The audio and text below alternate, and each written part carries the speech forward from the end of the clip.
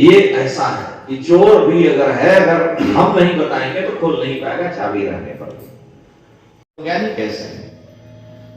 ब्रह्म जानाति, जो ब्रह्म में जिसकी निष्ठा हो, संसार में जिसका व्यवहार शून्यता जो हो, और तुम पुत्र कह रहे हो हम ब्रह्मज्ञानी, ये कैसे बनेगा? इसलिए ज्ञान का मार्ग कलयुग में बड़ा कठिन है। और वैराग्य के मार्ग पर भी तुलसीदास जी ने तो किसी छोड़ा ही नहीं, हम लोगों को बहुत फटकारा। विष्णु पुराण के श्लोक का एज इट इज अनुवाद गोस्वामी जी करते हैं और वो कहते हैं कि बहुदाम सवार धाम जति विषया हरि लीन न रही बिरती। जो जति हैं, बड़े बड़े वैराग्यवान त्यागी हैं, बहुदाम सवार हैं, बहुत सा धन लगा करके, और धाम जति, धाम को संवारते हैं, हृदय को नहीं संवारते। ज्ञान वैराग्य जिससे अंतःकरण निर्मल हो नहीं, बहुदाम सवार ही धाम जति। हमारा मठ बहुत सुंदर बन जाएगा, इतने लोग आएंगे, चेला प्रसन्न रहेंगे। इसलिए विषया हरि लीन न रही बिरती, विषय ने बुद्धि को हर लिया है, वैराग्य शून्यता आ गई है। तो कलयुग में वैराग्य और ज्ञान की प्रतिष्ठा बड़ी कठिन है और उतना ही बड़ा यांत्रिक है। तो रावण ने जब ये जान रखा है कि मनुष्य और वानर दो ही से हमको भय है, तो जानकी जी का पता एकदम ठीक है। त्रिकूट पर्वत है, रावण का महल है, महल में अशोक वाटिका है, अशोक वाटिका में वृक्ष के नीचे भगवती जानकी बैठी हैं। लेकिन उसके दर्शन की विधि सबको नहीं मालूम, या तो रावण जानता है या मैं जानता हूं। इसलिए विभीषण जी ने, हनुमान जी तो बड़े भारी पंडित हैं, इनको ज्ञान सब है, लेकिन भाई जब रुद्र देह तजिने है बस बानर भय हनुमान, तो लिखा है व्याकरण के लिए कि समुद्र मद व्याकरणम महेश्वरे, समुद्र के समान व्याकरण शास्त्र भगवान शिव में, और शिव के साक्षात स्वरूप श्री हनुमान जी हैं, ज्ञानी नाम अग्रगण्यम है।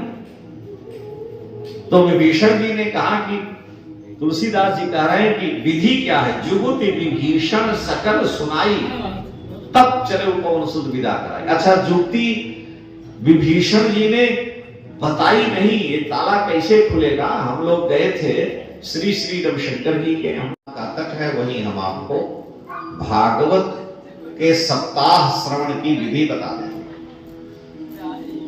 विधि का उपयोग बहुत जरूरी है, अगर विधि पूर्वक नहीं किया तो कार्य की सफलता उसमें निश्चित नहीं।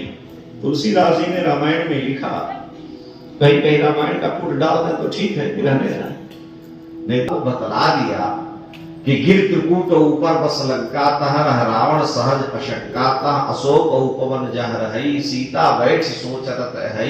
सब बात ही है, हनुमान जी को घर घर ढूंढने की जरूरत ही नहीं, रावण के महलों में जाके ढूंढने की क्या जरूरत है। जब कहा कि अशोक उपवन में भगवती सीता है, तो अशोक उपवन में जाना चाहिए। नहीं उपवन मिला तो कहीं किसी से पूछें, नहीं तो बैठ के इंतजार करें।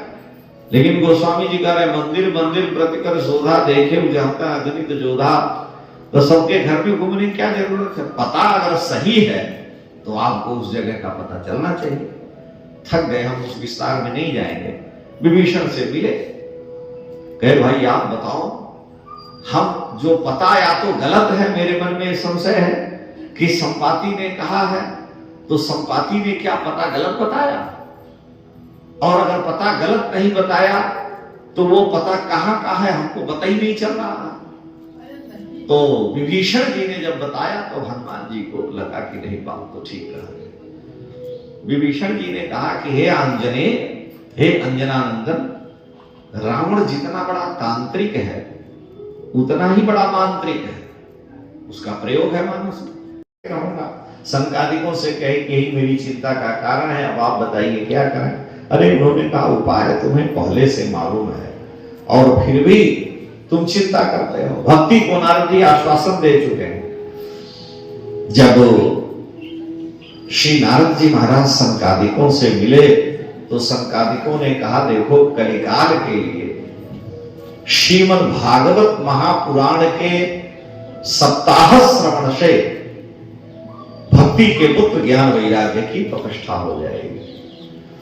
अच्छा देखिए, बड़ी विचित्र बात है कि अगर आप नियमित श्रीमद् भागवत महापुराण का पारायण करके और उसका अनुशीलन करते हैं, भागवत के सिद्धांत और भागवत में भगवान के जो वचन हैं, स्तुतियां हैं, उनका विचार करेंगे तो स्वाभाविक अंतःकरण से वैराग्य प्रकट होने लगेगा, संसार से अनासक्ति आने लगेगी। ये भागवत जी का चमत्कार है कि अनासक्त व्यक्ति स्वाभाविक रूप से होने लगेगा। इसलिए इस भागवत महाशास्त्र के श्रवण से इसमें कोई दो राय नहीं कि संसार से अनासक्ति होती है। तो संगादिक नारद जी से कहे कि अनासक्ति माने वैराग्य, ज्ञान की प्रतिष्ठा। जब अनासक्त होगा तो अपने आप ज्ञान की प्रतिष्ठा होगी, आसक्त रहेगा तो ज्ञान की प्रतिष्ठा ही नहीं होगी। इसलिए हे नारद जी, आप स्थान का चयन करें और इस बेल घंटे पर भी क्लिक करें ताकि रोजाना आपको ऐसी वीडियो